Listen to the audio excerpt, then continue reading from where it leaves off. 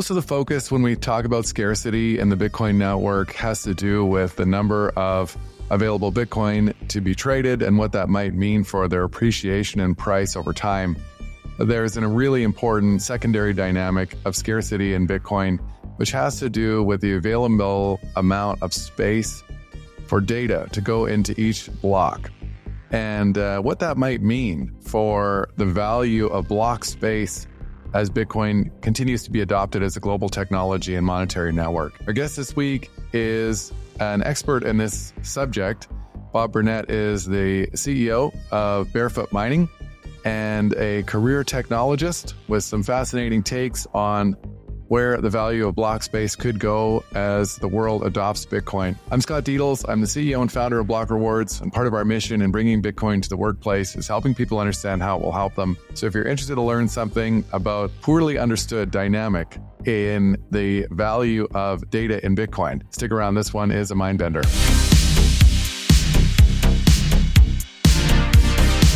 All right, welcome to another episode of the Block Reward podcast.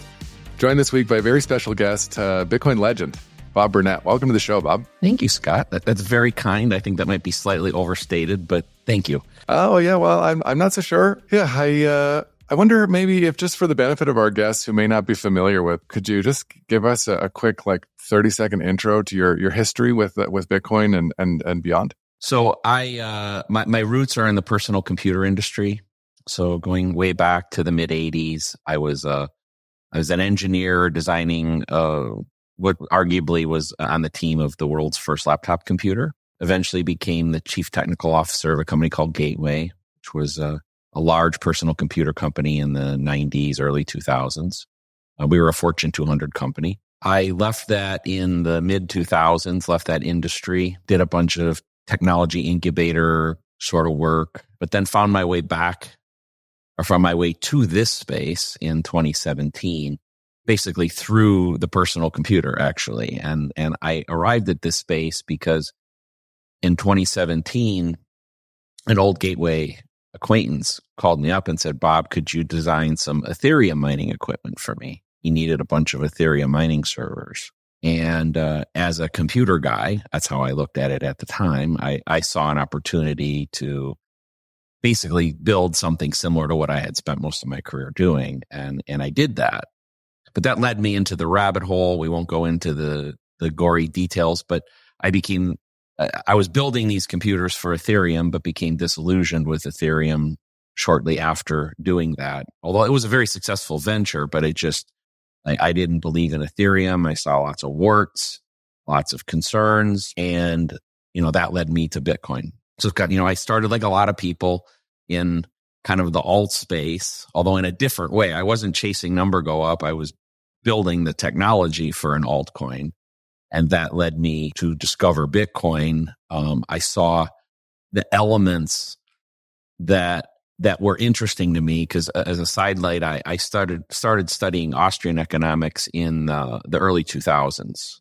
So I had a different path in life had taken me there. And in addition to my technical degree, I do have a degree in economics too, but I realized that was a fallacy and found Austrian thought. So then I found Bitcoin and I realized that kind of technology and Austrian thought and the true libertarian thought process were kind of converging to create this masterpiece, which we know as Bitcoin. So was there a particular moment for you when you realized that these ideas were sort of converging on this one piece of technology? Do you remember what the aha moment was for you? Or it wasn't an epiphany moment. I wish it was. I wish I could say I listened to this or read this or whatever. No, it was evolutionary over, probably an 18-month period or so. Again, starting from Ethereum and developing that technology. But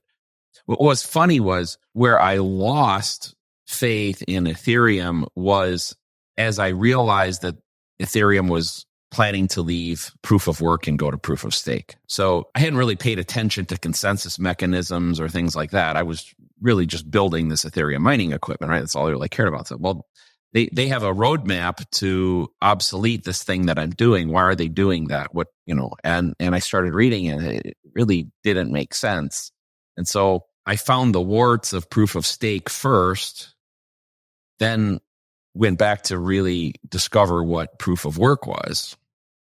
And then really started exploring the monetary policy, the difficulty adjustment, the halving schedule, all these elements of Bitcoin that make it what it is. And so it's kind of finding them one by one.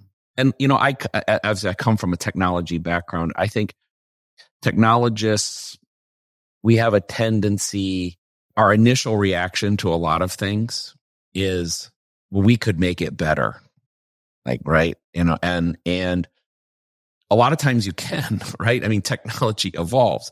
So it's pretty rare that you find something and you start digging in and you think, well, why don't we do it this way? I could improve it by doing this or that or whatever. And so I had these initial reactions even to Bitcoin. And I know that probably sounds egotistical or something, but yeah, I could do it better. But I think a lot of people, have gone through that same thing. And then you realize, well, actually, I can't.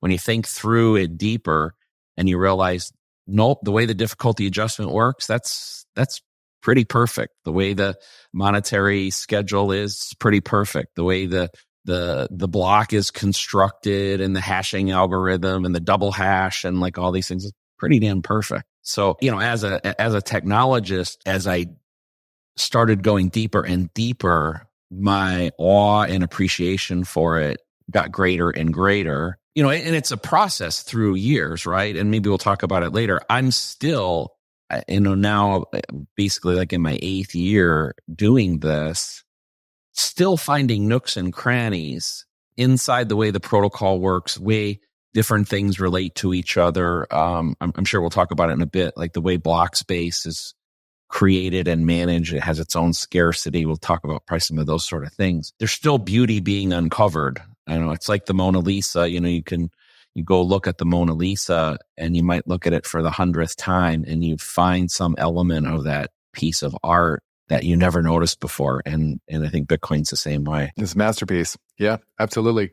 I think it's cool too, because it's great for listeners to hear, even the people who are so deeply in the space, had the same journey. It is really your story is so common, and it's not an easy thing to wrap your head around. And there are a lot of common pitfalls that, depending on people's personal background and experience, can be easier or harder to move through. I actually wanted to ask you, before we get too far into Bitcoin, I first saw you speak last year at Pacific Bitcoin, and you had a really cool sort of sub-story about your involvement with home personal computers and how that sort of, in your mind, started the decentralization of computing. And I just would love to just start there. I think it's such an interesting concept. Yeah.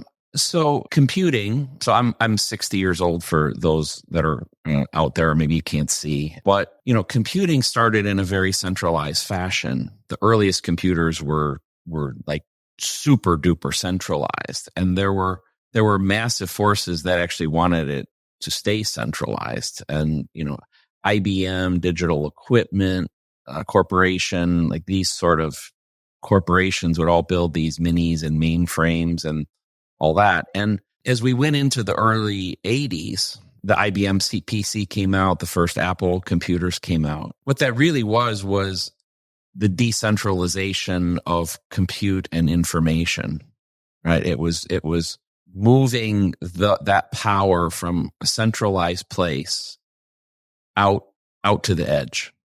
And, with that came tremendous power, tremendous freedom. And so, and the people of the time that were in the computing business didn't understand that power. And they basically all failed. All of those companies that were building those types of computers, and it's we used to call them mainframes. I don't know if anybody knows that name, but it used to be like the mainframe computer. And then they had something called the mini computer, but the mini computer was still a computer that was in a closet, and individual people had a terminal, meaning they'd have a keyboard and a monitor, but the thing on the end was dumb. It didn't know, you could only request. So you could think of it also as a permission system, right? Like you had to request computing power. You had to request information from a central authority, and that central authority would decide if they would provide that to you. That was the only way that it happened. Well into the 80s, really, that was the model. But with the creation of the PC, and I think the seminal moment was really the creation of the IBM PC. Ironically, it was a skunks work project at IBM that they did not even believe in. It was just kind of a small group of people who were set aside to design this thing almost as a hobby experiment. And it ended up becoming the most successful computer ever made. Everything that we compute with today owes its DNA to that moment. And I became involved in that. I just happened to be of the right age and an engineer coming out at the right time to align with that. And my involvement was in the mobile computing area, which is, of course, then taking that even a step further. The desktop computer was, the first step of decentralizing that information. But then by cutting the cords, right, by no longer making it power, that was what we were trying to do. And I did get that. That was, I guess, one of the things that clicked with me. I did have an epiphany moment in that time frame. Like, hey, if we can cut the cord and this compute power can be on airplanes and mountaintops and log cabins in the woods and, wherever we are, I mean, that is the future. And obviously we're here today, and it probably seems obvious, but it was not obvious 40 years ago. That was what was going to happen. I think it's so interesting, and it would have been around that same time where a lot of the different technologies that actually make Bitcoin possible were also being sort of worked on and early versions of created. Like it's a very common misconception that Bitcoin sort of appeared.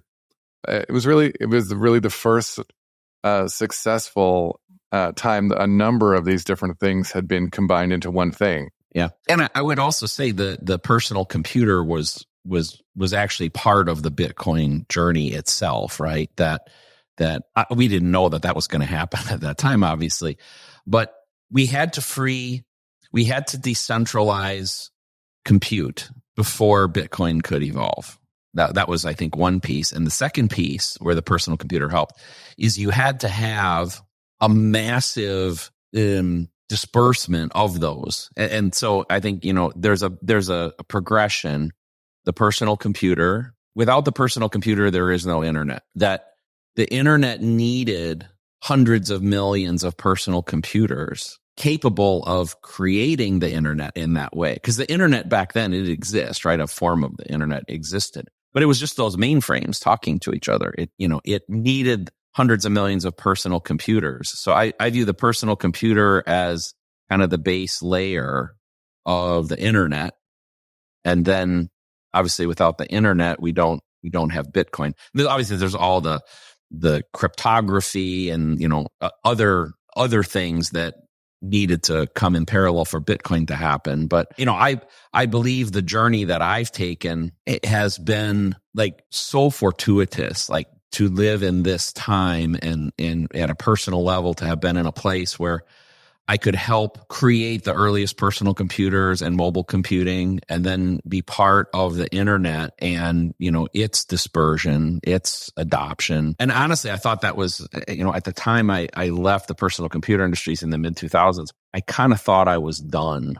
Not, I thought I had made my contribution. I had been part of essentially two revolutions, and it was hard for me to imagine that there might be another one that I could still be part of, because it seems like just those two, if you list like the great innovations of mankind, like, I make your own list, right? But I would guess those two things, the personal computer and the internet, are going to make any top 50 list of all time, the printing press and electricity and clock and all that, like they're going to be up in that list. Well, I got a chance to be part of 2 of them. And it was kind of depressing to me, honestly, at a personal level. There was a realization to me because I would have been, I was probably 45 years old at the time that happened.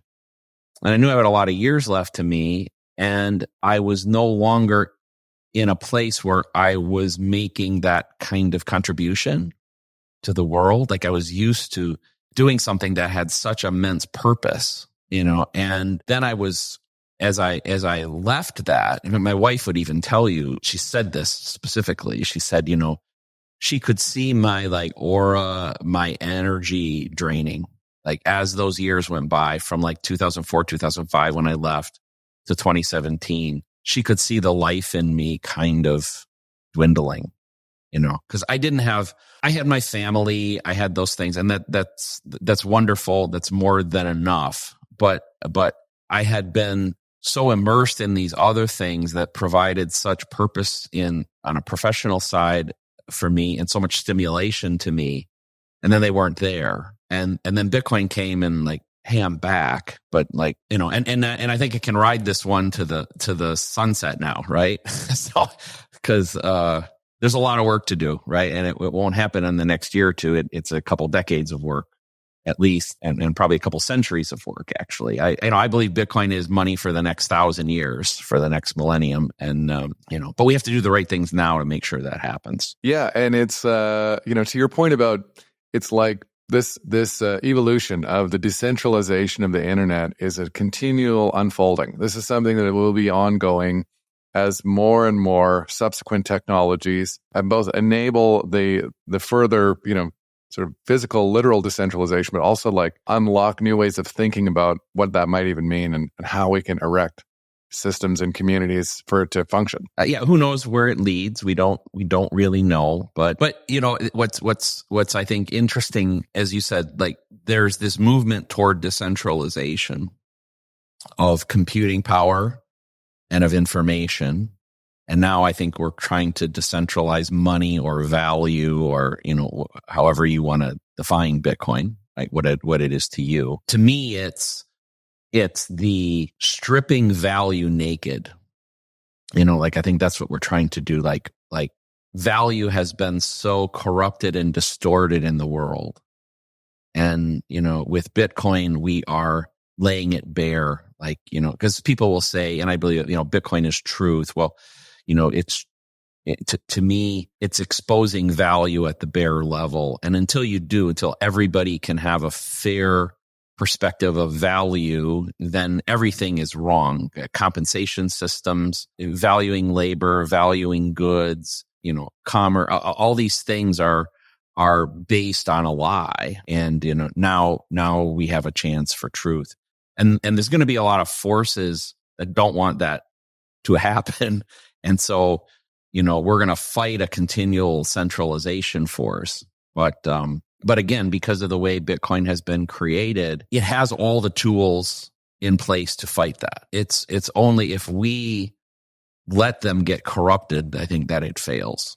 It is not infallible, but it is infallible if we use it right, if we maintain it right, if we take care of it. But already we have forces that feel the threat and are pushing us toward centralization. And if we let that happen, then we don't get true value. We don't get the Bitcoin that I think that we all fight for. Yeah, certainly. Sort of the institutional investment products, even just early on, seem like that's part of what could be happening or force there.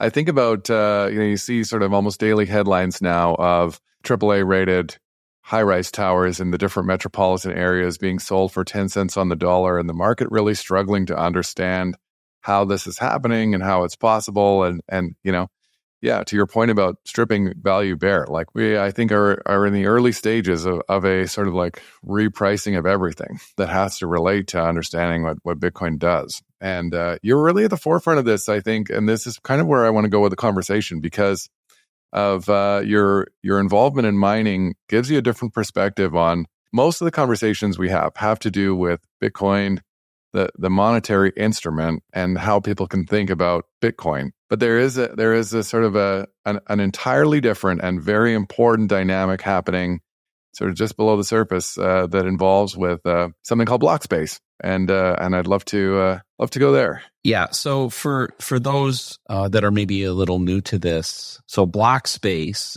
Bitcoin is based on blocks. I think everybody knows that, and we know the word blockchain. But what is a block really? And a block is in simple terms, a conglomeration of transactions that have been confirmed or validated by the miners. So it's using the fiat terms, it's kind of like a check that has been approved or a credit card transaction that has been approved. And the Bitcoin network is constructed in a way such that these blocks come on average every 10 minutes. That's the mean, by the way, for those mathematics. The mean is 10 minutes, a little side piece of data. The median, so 50% of the blocks come in about 6 minutes and 40 seconds, and 50% come over that. So the network typically operates in that window, right? Well, just because you initiate a transaction, like if I want to send you a Bitcoin, Scott, and I go and I initiate that transaction, it's been signed. So I think a good analogy is it's equivalent to me signing the check and giving it to you, Scott, and even equivalent to you presenting it to your bank and depositing it. But it's not recognized yet, right? There's a process by which that check has to clear and actually truly you're in possession of whatever value I've been trying to transfer to you. Well, all the transactions that are in that bucket sit inside something called a mempool. The mempool, in simple terms, you could think of it as right now, it's about 150,000 transactions that sit there. And over the last 18 months, there's typically between 150 and 500,000 of those waiting to get included. But Bitcoin has a finite size to its blocks. And so it's technically called 4 million weight units, but it roughly translates to about 4,000 transactions. So the miners, we'll get into more specifics later, but the miners can only pick 4,000 of the 150 to include in the next block. Now, interestingly, they can use whichever criteria they want to pick the 4,000. Now, historically, they've picked the ones that have the highest fees. Now, the fees are at the point I initiated the transfer, I could offer a tip. I could think of it a tip or a bribe. So in addition to the one Bitcoin that I was sending you, Scott, because I was buying your car, let's say, I could say, well, here's another 10,000 sats or whatever the number I wish is. And that's like a pick me or bribe to the mining network. But they don't have to pick you. They could pick anyone that they want based on whatever criteria they want. So what does that mean? That means that those miners are in a very important position, number one. We'll get into more of that later. But it also means that there's a very finite amount of transactions that can be processed. So if there are about 4,000 transactions every block, and if you extrapolate the 10 minutes average number of per block, that extrapolates to 53,000 blocks a year. So that means on an annual basis, the network has a capacity of just over 200 million transactions. And there's really nothing that will practically be done to ever change that. Because it can only be done by essentially either increasing the rate at which we process, but there's a very specific reason Satoshi built it with 10-minute blocks, which is another element of his brilliance. Or we have to make the blocks bigger. The Bitcoin community went through a whole war called the block size wars about that. And it's not going to change, right? At least probably in our lifetimes, this is not going to change. So we're stuck with this. But it creates actually, I think, all the right balance and incentives. And that if we made it bigger and more could go in, well, then it wouldn't be very scarce and there wouldn't be enough fees for the miners to maintain the network. It would also make it very difficult for people to run nodes and to keep the decentralization and power of securing the network, those things would go away. And same, by the way, if we increase the speed of the block times, that the same dynamic happens, that it would turn out that those are very centralizing forces. So we have to learn to live with the 200 million. But if you think about 200 million transactions annually, think, well, there's 8 billion people in the world. There's 330 million corporations in the world. They have to share 200 million transactions annually. So meaning, put the math another way, if I had enough Bitcoin and I wanted to give Bitcoin to every person in the world, and there's 8 billion people in the world, it would take me about 40 years, consuming 100% of the network capacity to do that. So it leads to some things that I think people have missed, even within the community, that concepts like self-custody and not your keys, not your coin, will not be available to everybody.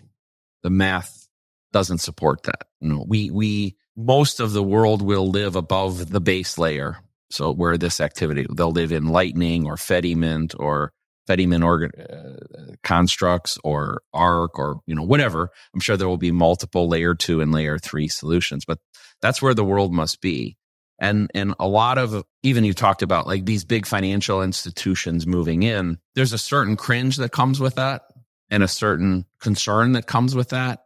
But there's also a certain reality in that there has to be some way for people to get access to Bitcoin, given like for 8 billion people to get access to Bitcoin, given that only 200 million transactions a year can take place. And so I think we've done a disservice to a certain degree, and I know this will offend some people. We shouldn't really be saying and promoting like not your keys, not your coin in the way I think it's presented, because that essentially is saying that Bitcoin is not accessible to everybody. Like the math doesn't work. It doesn't mean I like it, but that's the way the math worked. And I think it comes from, so miners get rewarded through something called the block reward. It's the name of your show, right?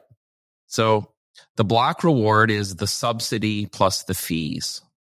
Okay. So, and the subsidy is currently 3 1/4 or 3 1/8 Bitcoin plus whatever fees are in that block. I think the common belief is that the subsidy is a reward for the miners for the work that they do.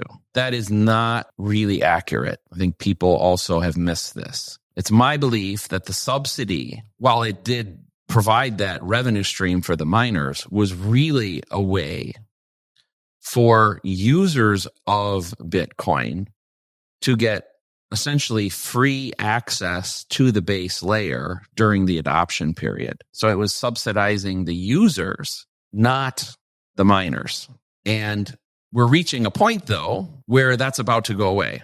So I think we've gotten 15 years of the subsidy providing essentially free access to Bitcoin. And until the last year and a half, it was essentially unobstructed because the mempool, instead of having a few 100,000 transactions pending, or you could waiting for confirmation, it was almost always wide open, like for most of Bitcoin's history, meaning users could get essentially free, instantaneous access to the base layer. And so the subsidy was providing that to the users to encourage adoption, to encourage usage, to create a base of people that would evangelize Bitcoin and facilitate its adoption. But we're at the crossover point, in my opinion. We're at the point where the free, unlimited access to Bitcoin is over, and now we have to start paying for it. And it's only fair, to have access to an immutable, censorship-free monetary system. It doesn't make sense that would be free forever. Sorry, I've been going for a while that you. Yeah, no, that's great. So to come back to the reality of the finite nature of Blockspace. So what we tend to focus on is the finite nature of Bitcoin, the money system. But there is a secondary scarcity by the nature of how many transactions can be fit into blocks. And you have some thoughts around what this will mean over time. So if we're coming to the end of free usage of the block space, and we're likely about to be onboarding a lot more of the rest of the world. What will this mean for the future of the value of block space as opposed to Bitcoin? Well, I think, first of all, you're right. So the scarcity. So, 53,000 blocks a year. That's it. That's not going to change. In fact, you could argue block space is scarcer than Bitcoin. And that also probably sounds like a radical concept. The reason it's scarcer is that each piece of block space is a one-time usage. But Bitcoin can move, right? So the same Bitcoin can facilitate lots of transactions. The same Bitcoin can be used over and over and over again. But block space is a one-time use thing. Now, some people have argued, no, Bob, you're wrong. It's because what I will say is block space is absolutely scarce in any window of time. So for today, for this next week, for this next year, for the rest of my life, whatever it is. And I can, for the most part, define what that is. And so that's an interesting concept that it has that finality, but once block space is used, it can't be reused. It's like I don't know, whatever. So we're at a point now where the demand for block space always exceeds the availability of block space. That's why for 18 months, we've been in this position. We've seen periods over the last 18 months where that scarcity has driven fees through the roof. We've already had several windows where within the block reward, which is again subsidy plus fees, where the fees were greater than the subsidy in certain windows. Now, typically, it's only about 5% or so of the reward, but when demand goes up, a lot of it's been around a lot of the ordinals and inscription sort of stuff, which I'm not really a fan of. But what it has done is it's when it spikes demand in block space, you see how the market reacts to that scarcity. Because like I give this example about scarcity sometimes and say, imagine I have an apple tree. That's the only apple tree in the world. And if every day it produces 100 apples a day, right? If demand for those apples is 95 apples a day and I'm throwing 5 away every day, those apples are still pretty cheap. Those 95 I sell are pretty cheap. But the moment there's 101 people that want apples, the price skyrockets. And when 120 people want apples, it's astronomical. So it means there's a nonlinear relationship as you're reaching that, it's basic economics, right? But there's this nonlinear relationship between supply and demand. And we're sitting, for the most part, right under that threshold. The Bitcoin network, in my analogy, sits at 95 apples of demand and there's an urgency too that goes with this, right? So the people that are in the queue don't have the urgency typically. But anyway, the point being that as we cross over this point, it's my belief that fees will become truly astronomical and jaw-dropping, which again is, I think, distressing to certain people, especially some of the old guard within Bitcoin that, again, not your keys, not your Bitcoin, like, they value their privacy. And I'm not telling them they're wrong. I'm just saying that the mathematics are not supporting some of these things, like, your ability to access the base layer and do the things that a lot of people are very accustomed to is just not going to be there. So I think, part of what I've seen you forecast as well is an evolution of the kind of actor that will then be able to be resource sufficiently to access the base layer transactions in the future. And would love to just maybe paint that picture for the audience of where you think this could evolve to with the importance of accessing the scarcity of block space. So today, I think if you ask the typical person to think of what is a miner, they'll think of either a pleb running an S19 in their garage, or they'll think of a Riot or Marathon type mining company. But in both cases, the common element is they think of the miner as a company chasing the block reward, a share of the block reward. And they think of them as purely economic actors chasing that block reward. For the most part today, that's true. That's the way it has been. But I believe it changes radically in the future. And again, this will probably be distressing to people, but I believe that nation states and big financial institutions will become the miners of the future. Not the only miners, but they will become miners and they will become big miners. If you think of a world where, fast forward X number of years, Bitcoin is now, at a minimum, a viable alternative economy is running on Bitcoin. Nations are trading goods with each other in Bitcoin on a regular basis. I think we're seeing the early days of that now, right? We're seeing nations doing that. We're seeing nations trying to protect themselves against actions like the U.S. took with Russia of seizing assets and kicking them off the system. They're going to say, hey, we don't want to be part of this. So what they're going to want to do is they're going to want to have, they're not going to not only own Bitcoin, but they need to be sure that they have access to the base layer.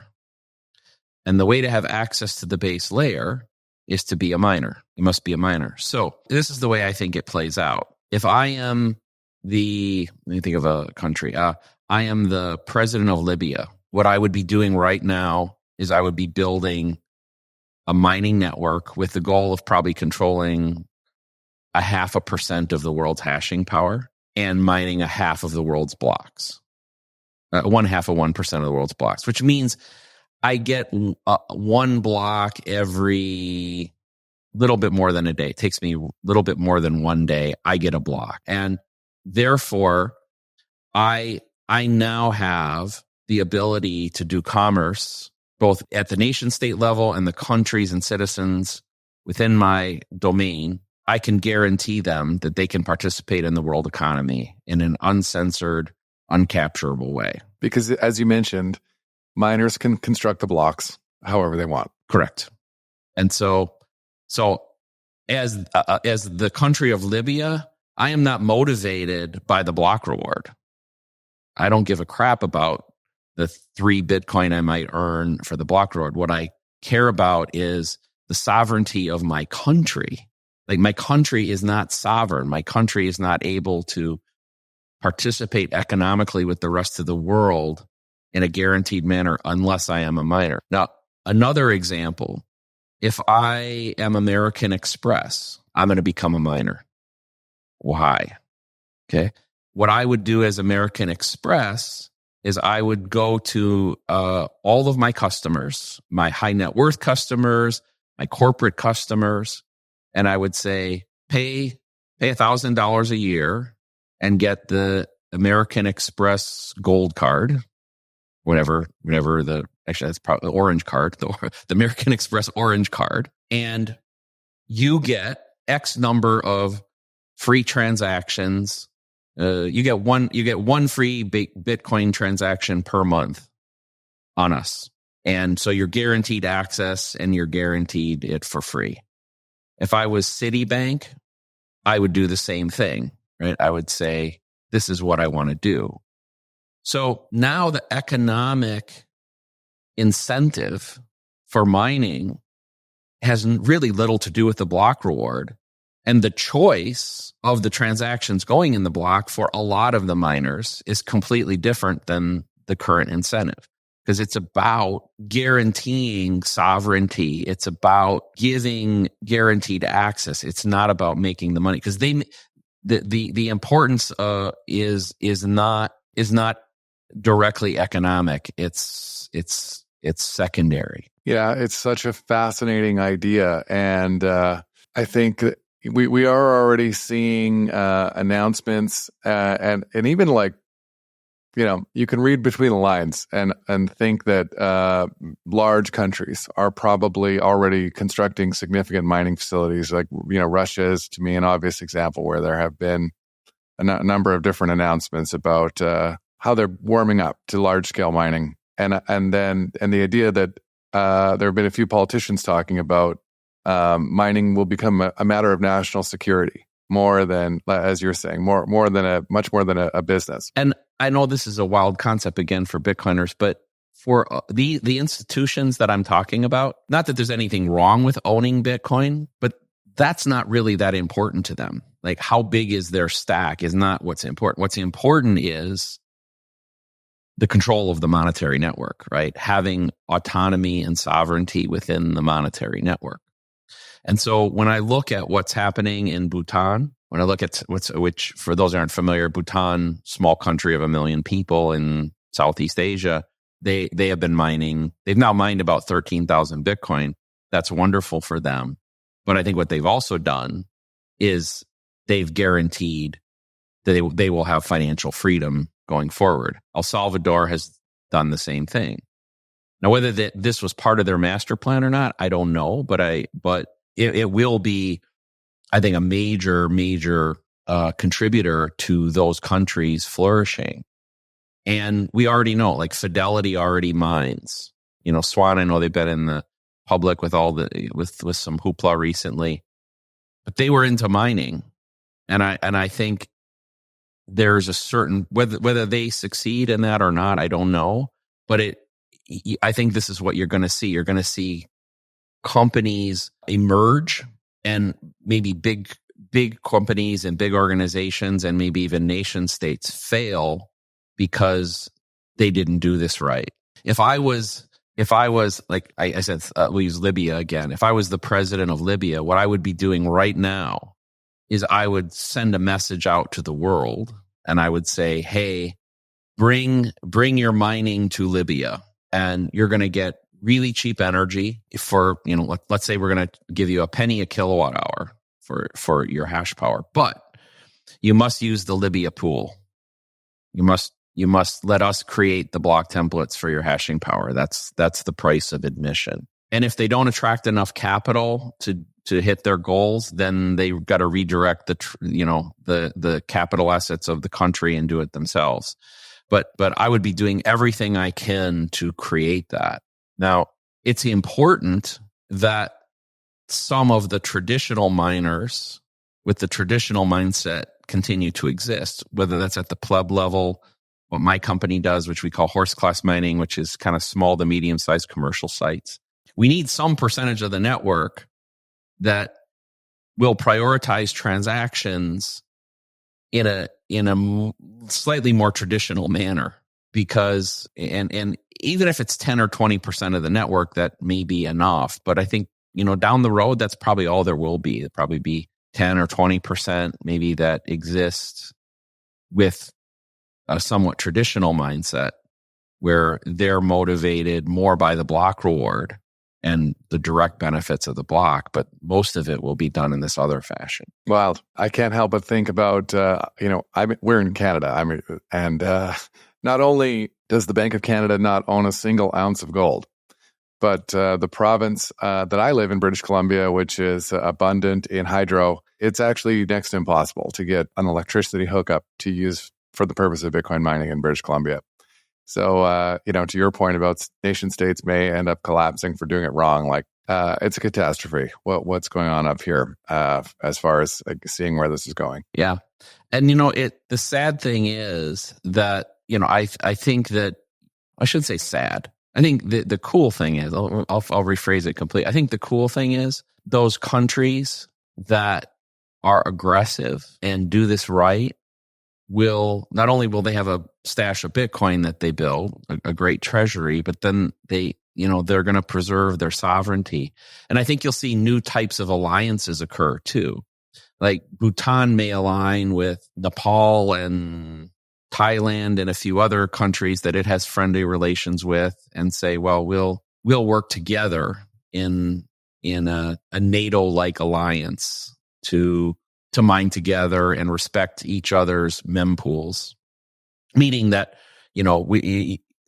so imagine that the citizens of these countries and companies of these countries, their transactions are recognized by the national node or the alliance node, and again, get a special priority.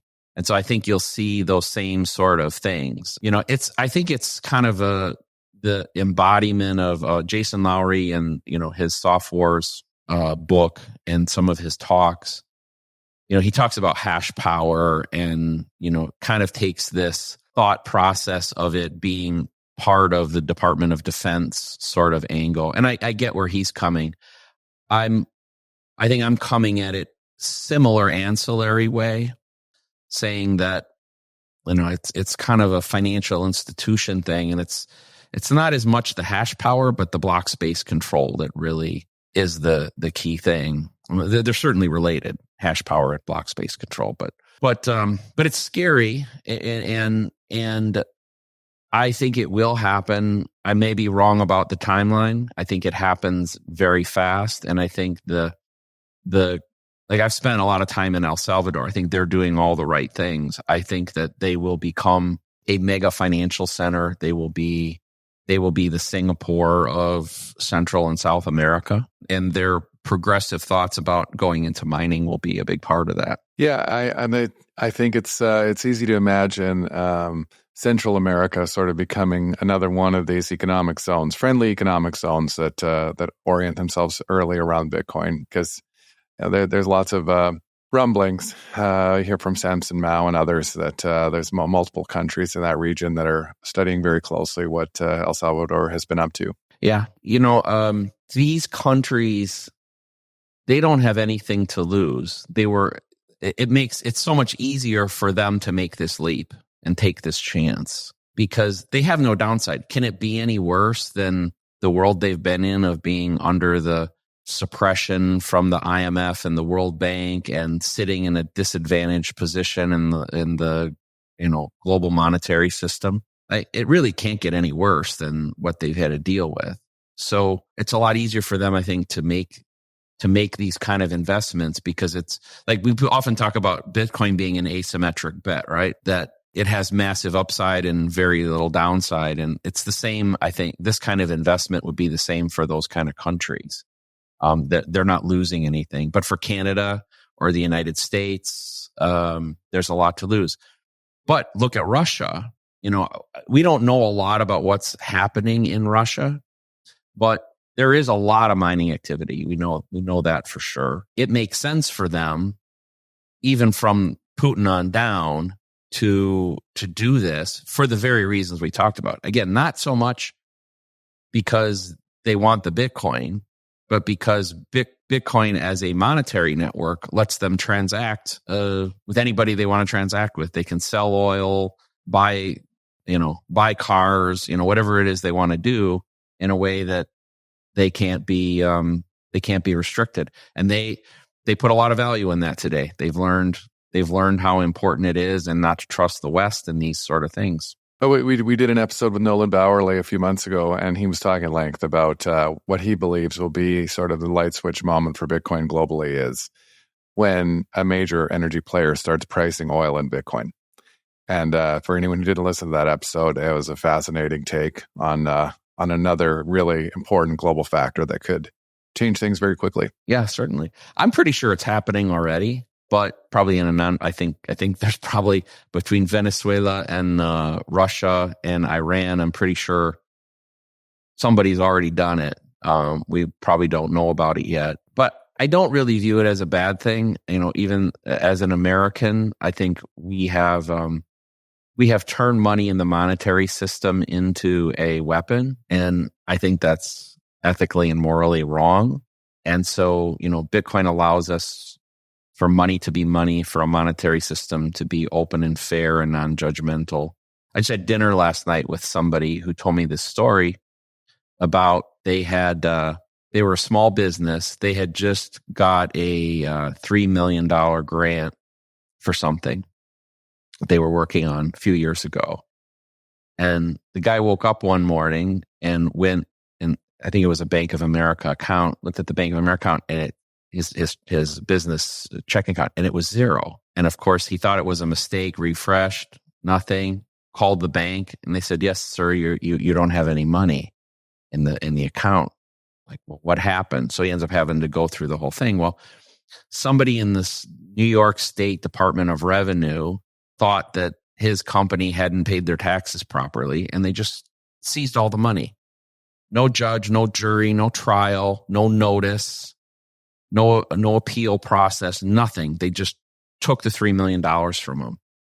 And it took them like 4 months to weed through it and for them to admit they had made a mistake, and they gave them the money back. But what it did was like it the power of to do that is jaw dropping. Like and I think we've seen enough cases like this for everybody to be afraid and to know that, hey, at any point in time, whether it's a mistake or whether it's malicious or, directed at you, that you can be exposed. And so Bitcoin provides, hope against that. But we have to be careful, because the thing I just talked about, if I am right, the institutions mining that may control the majority of mining won't look at it the same way. As I said before, it's important that we find financial viability for some percentage of the network that won't be subject to censorship, that will not comply with OFAC, that will do these things in the true spirit of Bitcoin. And that may, by the way, mean that a lot of plebs need to mine maybe at a loss. Just, that we may need 10 million people out there spending $100 a month on electricity and getting $60 a month in rewards, and essentially looking that as, it's the price of freedom. It's the price of maintaining this sovereignty. Because if we let 100% of the mining network, meaning 100% of the block template creation, occur inside this kind of institutional nation state level thing, we have Ethereum. Yes. Well said. Well said. So it all started with you a long time ago, understanding, where things could go with the distribution of computing, and 40 years later, here we are. I think this is so cool, Bob, and I've learned a lot listening to you, and I'm grateful for you coming on the show. This has been it's been a very insightful conversation for me. Thank you, Scott. Pleasure to spend time with you. And if you're listening and you made it all the way to the end of the show, I want to thank you as well for tuning in, and hope to see you again next week. Bob, before we sign off, for listeners who want to find more of you online, is there any way in particular we can direct them? I'm on Twitter at boomer_BTC.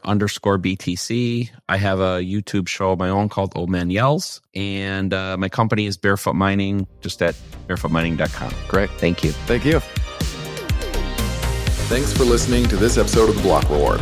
We're trying to do something different here, creating accessible conversations meant for people who aren't obsessed with Bitcoin. If you found this episode informative and engaging, hit that subscribe button to make sure you stay updated with future episodes. Your feedback matters. We'd greatly appreciate it if you could take a moment to share your reviews and help us with our goal of creating Bitcoin content that is simple and easy to understand. Bitcoin has an important role to play in the future of finance. It will change the way we save, spend, and invest. Discover why Bitcoin offers a game-changing opportunity for forward-thinking employers by visiting blockrewards.ca. Block Rewards' mission is helping Canadian employers implement strategies for integrating Bitcoin into compensation and benefits, supercharge your recruitment and retention strategies, and help your team members plan for the rising cost of living by rewarding their work with the hardest money ever invented. Special thanks to our top sponsor, Paramount Employee Benefits Consulting, Canada's only Bitcoin forward benefits and pension advisory. For more information, find them at paramountbenefits.ca. Big shout out to Podigy, our production team that makes all this possible, and BMX Escape for producing our music. Bitcoin is an expansive and dense topic many people walk away from early. To Bitcoin enthusiasts looking for that podcast they can share with friends, family, and colleagues, one they'll actually listen to, we hope that is us. The content of these conversations is meant to be provided for information purposes only. Nothing here is investment advice. Bitcoin is a big topic. Be sure to do your own research before making any personal financial decisions. Thanks for listening.